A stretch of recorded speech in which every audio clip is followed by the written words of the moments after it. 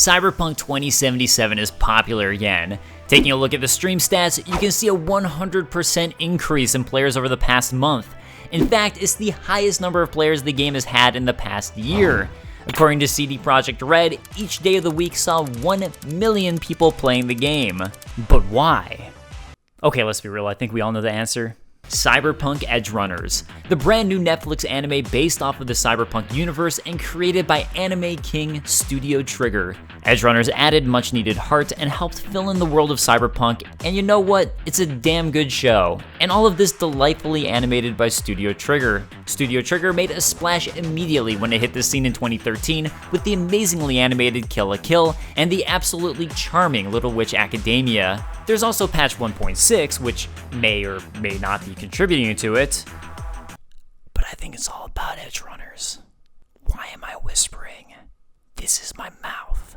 So let's talk about Edgerunners a little bit. Cyberpunk Edgerunners follows the story of David Martinez, a straight-A student at the highly acclaimed and expensive Arasaka Academy, a surefire way into the life of a corpo and the best opportunity for most people living in a world like this.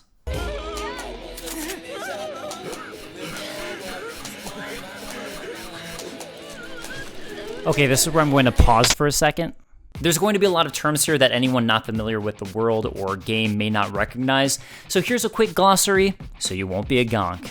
Corpo is short for, you guessed it, corporation, and a corpo is someone who works for said corporations. It's also a life path you can pick up in Cyberpunk 2077.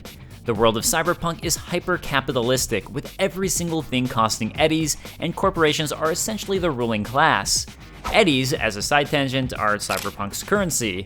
Arasaka and Militech are two of the universe's largest corporations who are often at odds with each other. We have videos about it if you want more info.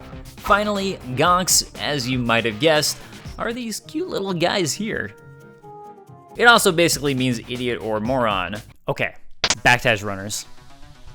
In this world, the most affluent people work for major corporations, while it seems like almost everyone else is pretty much flat out broke. David's mom, despite being a nurse, can hardly afford his education, and they seem to run into issues where they can't even afford to do their laundry.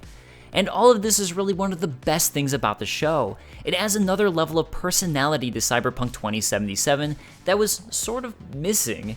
While I enjoyed the main story enough and definitely got into the various side quests, this was something that felt missing from the game, possibly due to its unfinished state at release. Whenever you look at the crowd or try to interact, the illusion of a bustling city and crowds kind of falls apart. The world felt somewhat lifeless, and thanks to the show, these gaps are filled in for you a little bit. It's nice to have this super personal story about a struggling family, and the means that David ends up being pushed to. It's nice to see moments like David walking through the slums and the various characters' minor interactions. Hell, there's a moment in the first episode I'm about to spoil that makes you really think about your actions in the game. Again, I'm about to spoil the first episode, so click to that timestamp if you don't want that spoiler. David and his mom are driving home from school after David has been put through the ringer by the principal. Suddenly, there's a drive-by shooting, and this causes the pair to get into a major car accident.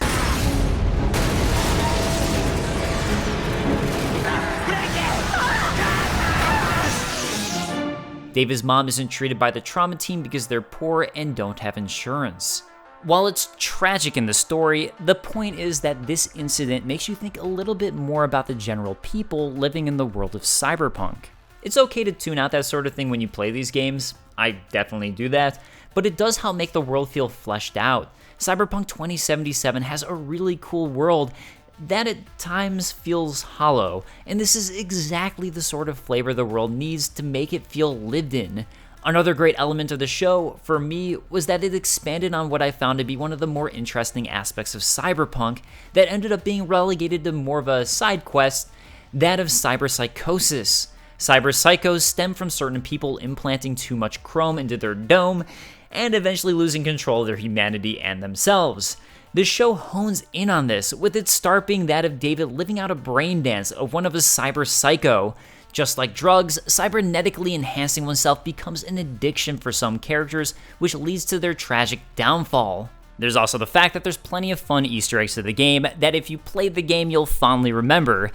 And if you haven't played the game, then it'll give you something to recognize when you do play the game. BDs or brain dances.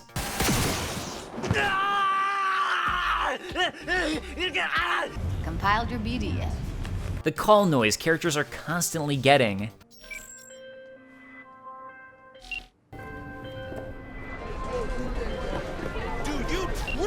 Listen.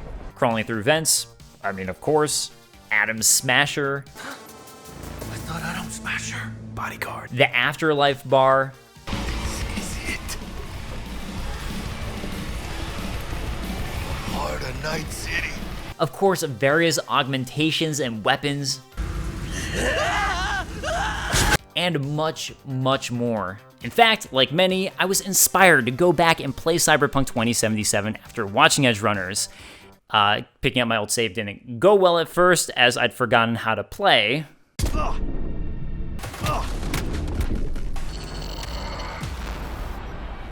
But a crazy thing happened where I hopped on a motorcycle, and the first song to play was this.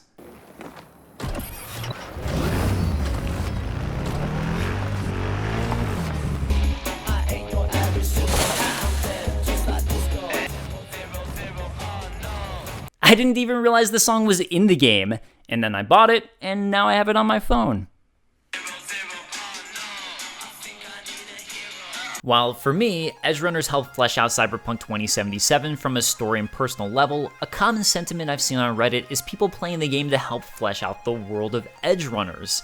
And I think if that's what you want, the game will definitely do that. I found it interesting how little brain dances are touched upon in Edgerunners while simultaneously being a hugely important aspect of the show for a little bit.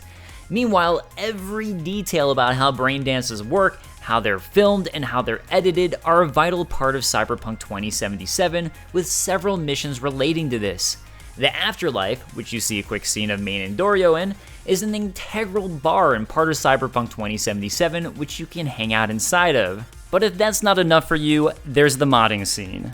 Unfortunately, I play on PS5, so this is something I couldn't experience. But if you want some sick mods to replicate the Edgerunners experience, like getting David Martinez's haircut, which I wish I could do for my character, there's a mod of just that. Or how about Lucy's face, Rebecca's pistols, or maybe a radio station you can choose with tracks from the show. YouTuber Crazed Gaming made a video on how to make David Martinez's build in the game, which I am definitely in progress of doing. I just gotta get that sick hair mod. So is it worth finally picking up Cyberpunk 2077 if you never did, or diving back into it if you quickly hopped off? Well, even playing on version 1.6 and on a PS5, I'm going to be honest with you, I still experienced some bugs, although my recording failed and I don't have it to show you. For me, it was a dude just floating in the air. That said, many of the major game-breaking bugs have supposedly been patched at this point. There's also a big expansion coming in Phantom Liberty releasing in 2023, with much of the discourse being people just hoping it's good. And I know for me, my first time playing the game was a little late to the party, 7 months later to be exact, and while I experienced the bugs and found it was a bit too much of a looter-shooter in some ways for me as opposed to focusing on the RPG elements, I still really enjoy my time with Cyberpunk. And honestly, Edgerunners was just a great excuse for me to pop back in a game and make a video about something that I really like. I just hope that we see more Edgerunners content in the future, and hopefully David Martinez's haircut patched in, as opposed to a mod, because I want to be able to play it on my PS5. Come on, CD Projekt Red. Come on. You make me wanna